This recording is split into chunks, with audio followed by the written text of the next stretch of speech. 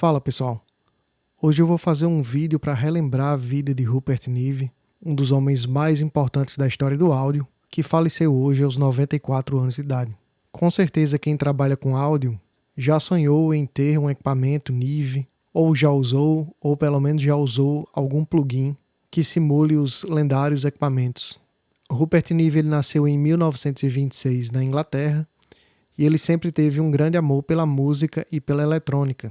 A grande dedicação dele fez com que ele se tornasse uma das 3 pessoas no mundo a receberem um prêmio Grammy de conquista técnica, em 1997, pelo seu trabalho para a contribuição para a indústria da gravação. A revista Studio Sound, em 1999, também considerou ele a personalidade do século, inclusive à frente de nomes como o produtor George Martin e Ray Dolby. Rupert Neve ele nasceu na Inglaterra, mas cresceu na Argentina, durante a época da Segunda Guerra Mundial, e na época existia uma grande necessidade das pessoas em ouvir as notícias no rádio. E aí ele, apaixonado por eletrônica, ele construía rádios, consertava aparelhos de rádio e vendia, estudava os manuais dos rádios e sabia de cor todo o catálogo de válvulas.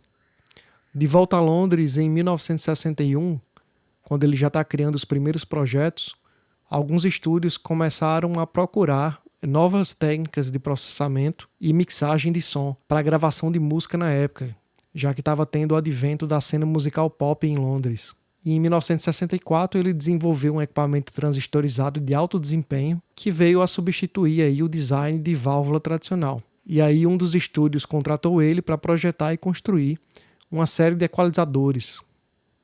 Como designer, o Rupert Neve ele foi um dos primeiros a adotar o transistor no lugar da válvula. Na época, a maioria dos designers usava o transistor como uma forma de tornar o dispositivo mais eficiente, mas removendo transformadores e optando por amplificação classe B. Enquanto isso, Neve ele manteve um design mais próximo dos designs de válvula, classe A, com transformadores personalizados. O sucesso dos equalizadores que ele vinha projetando fez com que ele começasse a receber pedidos de outros estúdios da época. Os equipamentos dele começaram a alcançar um nível de reputação excelente, tanto em acabamento quanto em clareza sonora. E a demanda por equipamento Neve começou a crescer rapidamente. Nessa época, a empresa dele ainda operava na casa dele, em Little Shelford, na Inglaterra.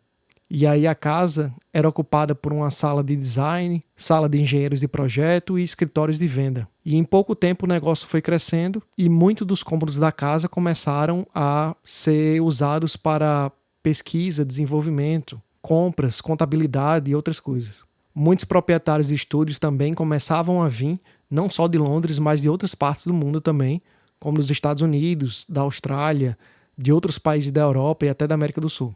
Até que em 1969 a empresa saiu da casa dele e se mudou para uma fábrica. Os designs Neve começaram a se tornar famosos na indústria de gravação e transmissão.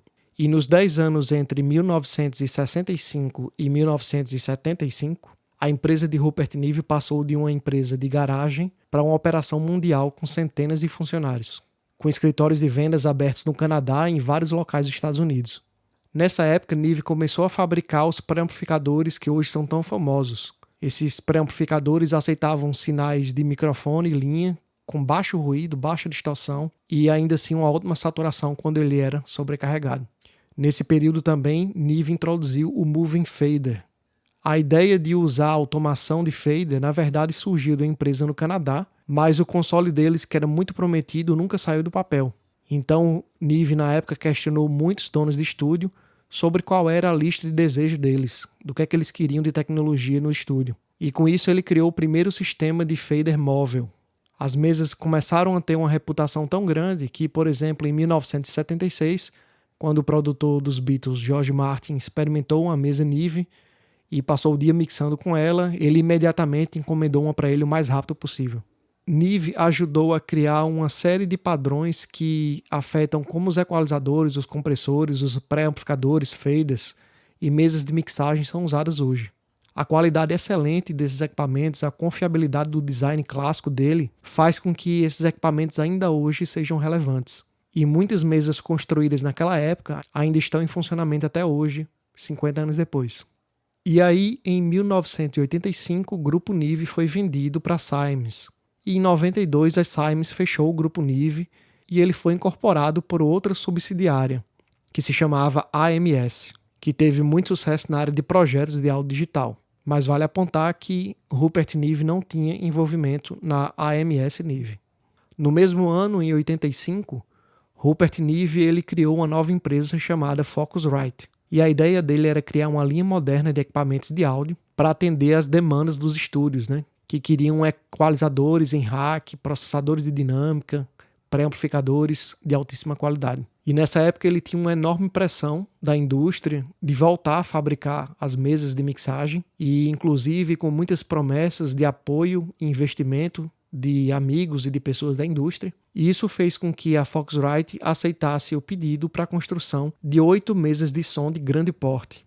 Só que isso terminou não dando muito certo, porque embora a parte de áudio do design da mesa de som estivesse completo, a parte digital do design da mesa sofreu vários atrasos, e com isso a empresa ficou sem tempo e sem dinheiro, o que fez com que a Focusrite encerrasse as atividades em janeiro de 1989. Com isso, a Focusrite foi comprada e se tornou uma nova empresa, e herdou toda a linha que tinha sido projetada antes de 1989. E aí eles continuaram fabricando essa linha e comercializando. Tanto que esse design da mesa de som a gente conhece hoje como a série azul ISA. Vale salientar também que Rupert Nive nunca projetou nenhum dos produtos dessa nova empresa Focusrite. E então, no mesmo ano, em 1989, foi firmado um contrato de consultoria com a MEC para projetar uma nova linha de mesas de som e equipamentos externos. E em 1993, foi lançado a linha System 9098, de equipamentos externos e a mesa de som, inclusive. Nessa época, os negócios foram transferidos para os Estados Unidos. No início dos anos 2000, Rupert Nive entrou numa área de atuação nova. Ele projetou um pré-amplificador para o violão Taylor, chamado K3. Esse pré-amplificador trazia conexões de baixa impedância balanceada, que tinham distorção e ruído muito mais baixos do que os anteriores usados nos violões. E com incentivo e assistência de design de Rupert Nive, os violões Taylor continuaram produzindo captadores, uma nova série chamada ES, que são eletricamente como microfones dinâmicos. Em 2002, Rupert Nive se torna cidadão americano e, finalmente, em 2005, ele cria a nova empresa chamada Rupert Nive Designs. Sediada no Texas, essa empresa tinha a intenção de voltar às raízes com produção de novos equipamentos de estúdio, nascidos do mesmo conceito clássico que ele começou lá atrás. Então toda a produção desses equipamentos tem uma mentalidade purista de qualidade de som acima de tudo. Em 2005 ele lançou uma nova série chamada Pórtico, e essa série teve uma grande aceitação do público e recebeu muitos prêmios. E já em 2013 ele anunciou uma nova série chamada Shelford, que é basicamente uma atualização moderna dos projetos dele do tempo que ele tinha fábrica em casa. Os pré-amplificadores e equalizadores eram inspirados principalmente nos projetos do 1073 e do 1064, porém com alguns aprimoramentos mais modernos.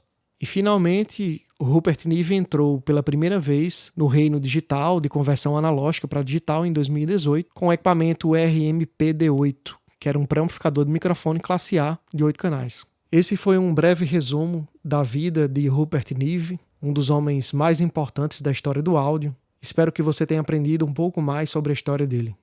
Até a próxima.